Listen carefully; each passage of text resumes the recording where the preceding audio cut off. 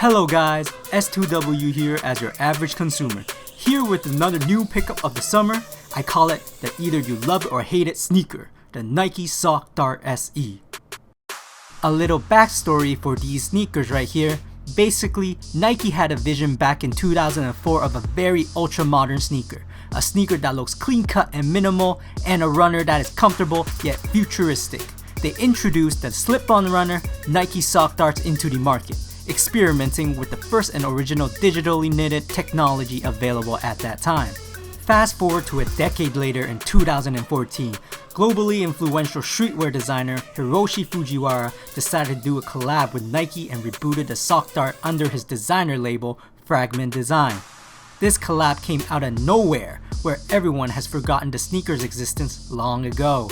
But thanks to this day and age, after its first and only release in 2004, many people are opting for comfortable, breathable, and lightweight footwear. The sock darts revival came at the most perfect time.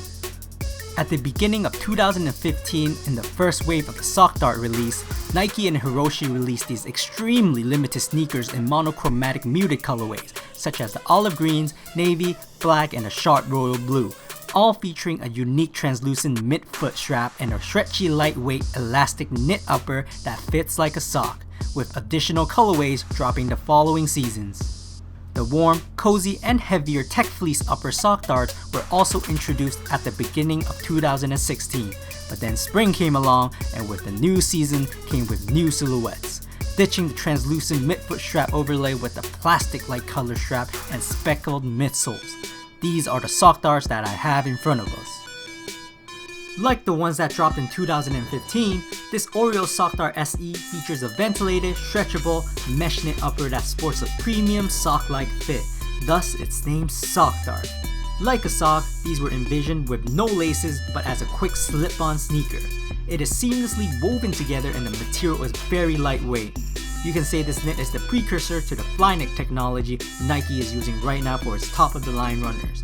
But why add the SC to the name of this model of sock darts? I don't really know. Maybe it stands for Speckle Edition because the midsole features tiny speckles for the added spark to the design, but I would like to imagine it as the sexy edition. Next up, the plastic strap.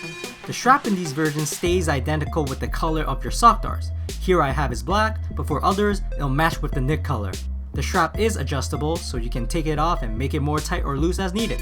With the right force, it's easy to pop the strap off for readjustment.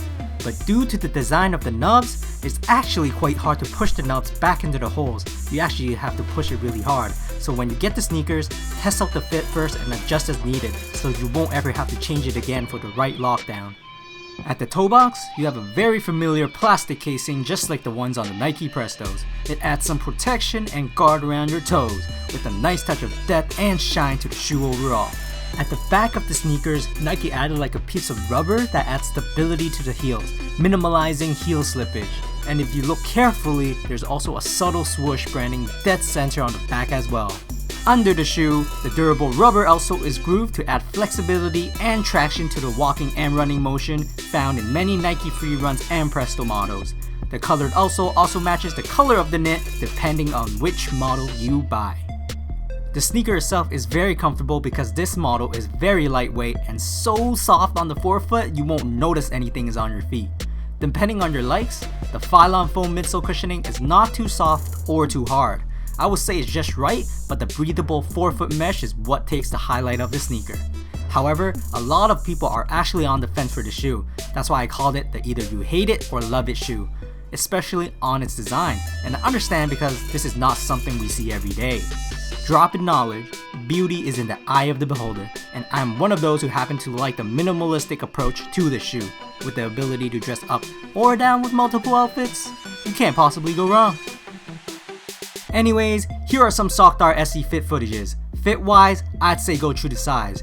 They do not come in half sizes, so if your true to size is a half size, go down half size instead because they do fit roomy.